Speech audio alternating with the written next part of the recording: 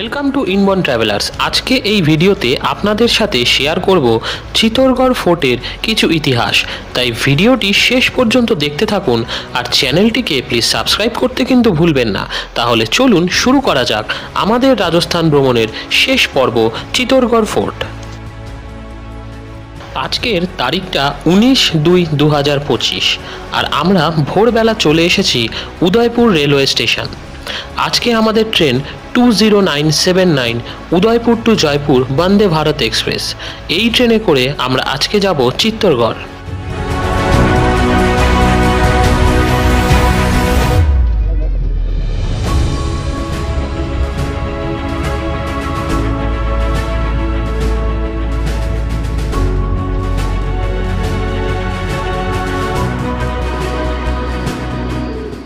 সকাল 9:30 নাগাদ আমরা পৌঁছালাম চিত্তরগড়ে। স্টেশনের বাইরে এসে একটি অটো বুক করে চলে গিয়েছিলাম চিত্তরগড় ফোর্টে। অটো ভাড়া পড়েছিল 700 টাকা। পুরো ফোর্টটা ঘুরিয়ে আবার দুপুরে স্টেশনে পৌঁছে দেবে আমাদের। স্টেশন থেকে ফোর্টের দূরত্ব মোটামুটি 5 কিলোমিটার আর সময় লাগে 15 থেকে 20 মিনিট।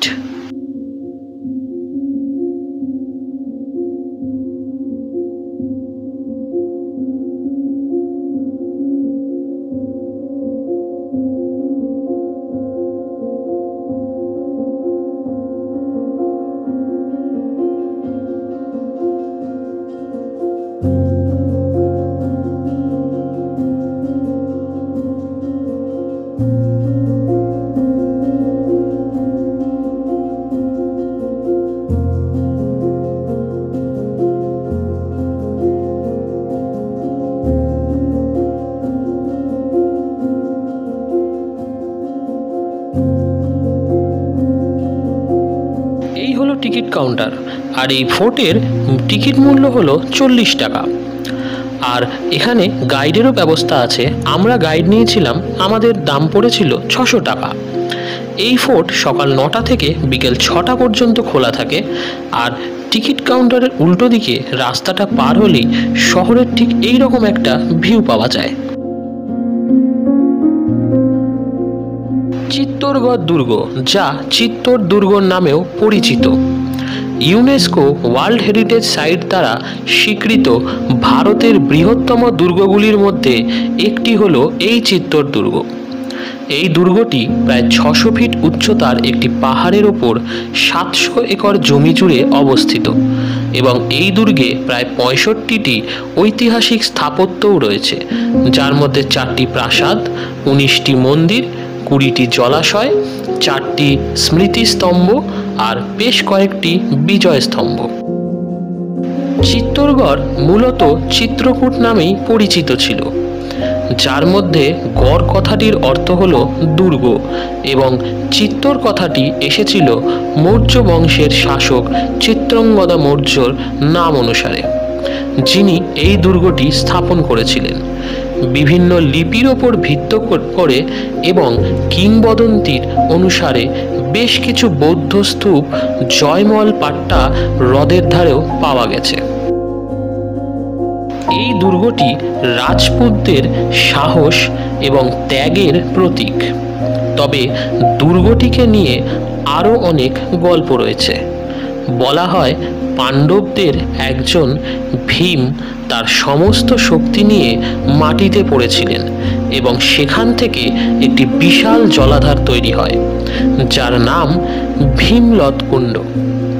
এই দুর্গকে জলদুর্গ বলা হয়। দুর্গটি বহুবার দখল করা হয়েছিল। দুর্গটি প্রথম হাত দেন গুহিলা রাজবংশের বাপ্পা রাওয়াল, যিনি মরিচদের পরাজিত করে এই দুর্গটি দখল করেন। আরও একটি কাহিনী অনুযায়ী জানা যায় দুর্গটি আরবদের অধীনে ছিল এবং তারা বাপ্পা রাওয়ালের কাছে পরাজিত হন। তৃতীয় কাহিনী অনুসারে জানা যায় বাপ্পা রাওয়াল এই রাজ্যের এক রাজকন্যার সাথে বিবাহ বন্ধনে আবদ্ধ হন এবং যৌতুক হিসাবে মরিচদের থেকে এই দুর্গটি পান।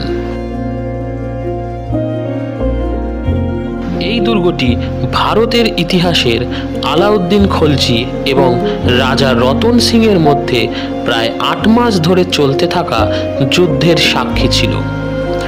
দিল্লির সুলতান খলজি তার উদ্দেশ্যের থেকেও নিষ্ঠুর ছিল এবং দুর্গটি দখল করার পরে প্রায় 30,000 হিন্দুকে হত্যা করেছিল। শয়তান খলজির কুনজর রাজা রতন সিং এর রানী পদ্মিনীর ওপর পড়ে এবং রানীর শয়তান খলজির দাবি না মেনে নেওয়ার জন্য আত্মদহন বা জোহর করেন। রানী এবং আরও অনেক মহিলারা অগ্নিকুণ্ডে ঝাঁপ দিয়ে জোহর করেন। রানীর এই আত্মত্যাগের পর শয়তান খলজির অহংকার কমে এবং পরবর্তীতে ওর মৃত্যুর পরে ওর ছেলে খিজির খানের হাতে এই দুর্গটি হস্তান্তর করা হয়।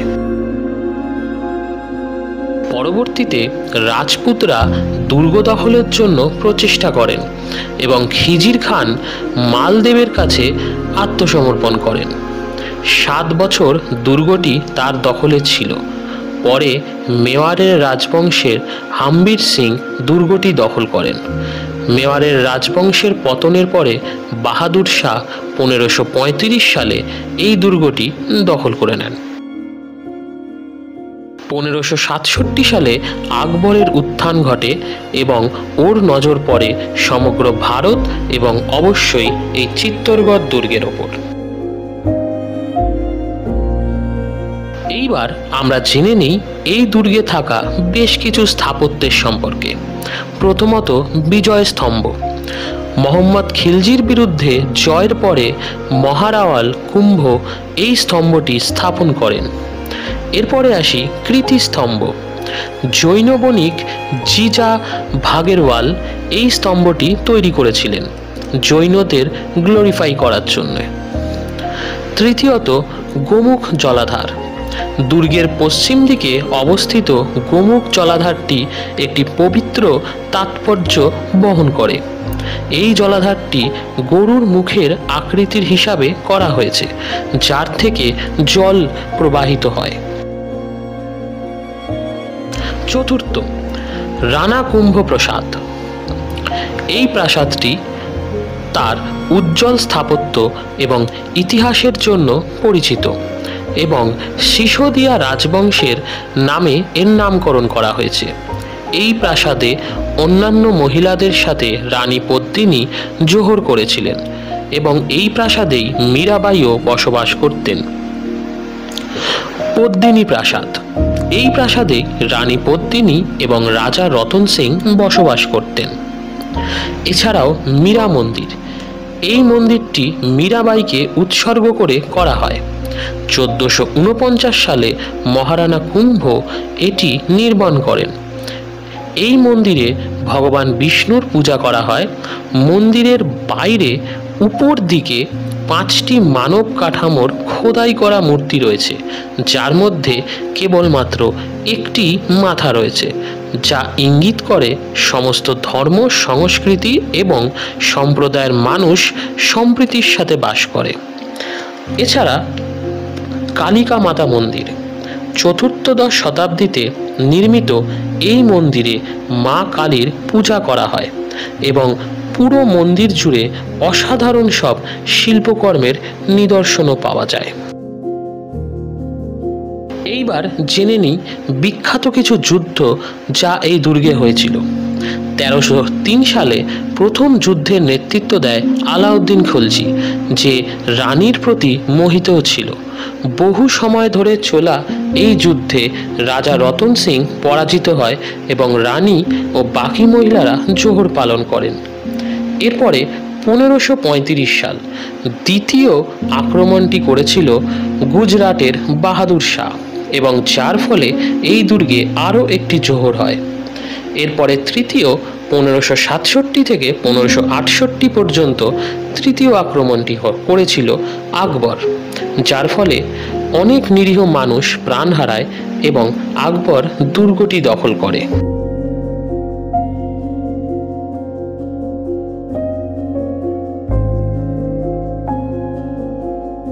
বর্তমানে বর্তমানে আর্কিওলজিক্যাল সার্ভের তত্ত্বাবধানে আছে এই দুর্গ। আপনি ইতিহাস ভালোবাসুন আর নাই বা বাসুন, তবে এই দুর্গ ঘুরে দেখতে অসাধারণ লাগবে। যদি আগে থেকে এই দুর্গ সম্পর্কে পড়ে যান বা গাইড নেন, তাহলে বিষয়টা আরও ভালো লাগবে। পুরো জিনিসটাকে ফিল করতে পারবেন। শয়তান খলজির অত্যাচার, আকবরের হত্যালীলা, সাথে মন্দিরগুলোর ধ্বংস করা এবং বেছে বেছে মন্দিরের গায়ের মূর্তিগুলোর নাক ভেঙে দেওয়া, এই সব ধ্বংসলীলা কেমন যেন চোখের সামনে ভেসে উঠবে। তাই রাজস্থান গেলে এই চিত্তরগড় ফোর্টটা কিন্তু অবশ্যই যাবেন।